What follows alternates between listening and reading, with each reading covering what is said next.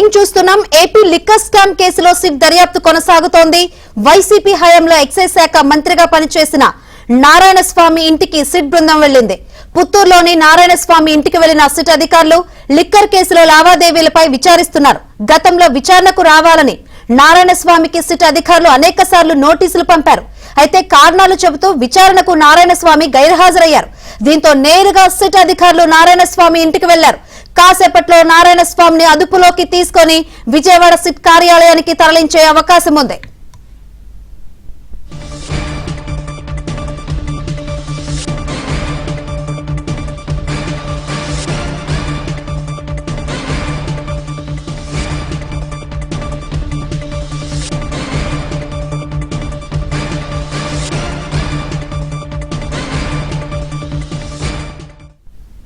AP liquor scam కేసులో SIT దర్యాప్తు కొనసాగుతోంది. వైసీపీ హయాంలో ఎక్సైజ్ శాఖ మంత్రిగా పనిచేసిన నారాయణస్వామి ఇంటికి సిట్ బృందం వెళ్లింది.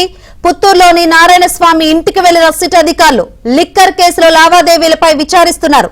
గతంలో విచారణకు రావాలని నారాయణస్వామికి సిట్ అధికారులు అనేకసార్లు నోటీసులు పంపారు. అయితే కారణాలు చెబుతూ విచారణకు నారాయణస్వామి గైర్హాజరయ్యారు. దీంతో నేరుగా సిట్ అధికారులు నారాయణస్వామి ఇంటికి వెళ్లారు.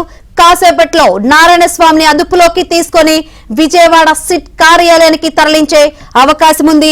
మరి నారాయణస్వామి పాత్ర ఎంత ఉందో